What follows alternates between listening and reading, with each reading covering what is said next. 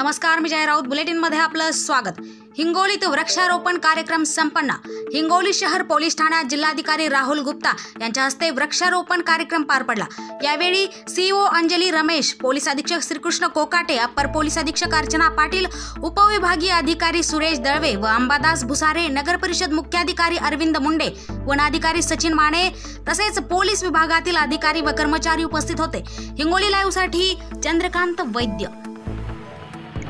जागतिक वन दिन आता नुकताच झालेला आहे आणि त्या अनुषंगाने माननीय जिल्हाधिकारी हिंगोली आणि जिल्हा प्रशासनाकडून वृक्ष लागवडीचं आवाहन करण्यात आलेलं होतं आणि त्या अनुषंगाने आमची ACF श्री माने आणि त्यांच्या टीमच्या मदतीने आम्ही जवळपास सर्व पोलीस स्टेशनच्या हद्दीमध्ये जिथे जिथे पोलीस विभागाकडून जागा उपलब्ध आहे त्या ठिकाणी घनवन लावण्याचा नियोजित करत आहोत आणि याद्वारे आम्ही सर्वांना आवाहन करत आहोत की हिंगोली शहर आणि हिंगोली जिल्हा यामध्ये जास्तीत जास्त वृक्ष लागवड करावी आणि वृक्ष संवर्धन करून पर्यावरणाला संवर्धित करावं। धन्यवाद।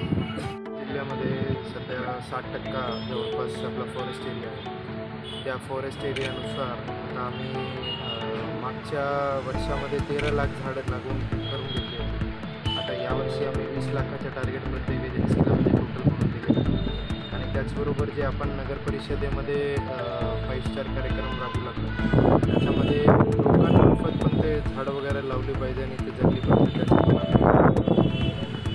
जास्तीत जास्त झाड लावण्याचा हेच आपला संकल्प आहे की ते पाणी त्याच्यामध्ये झरणं एक अपेक्षित आहे। आणि दुसरा आपला तापमान जे आता वेगळ्याने वाढू लागले त्याचं तापमानला कंट्रोल करायला पण ते झाड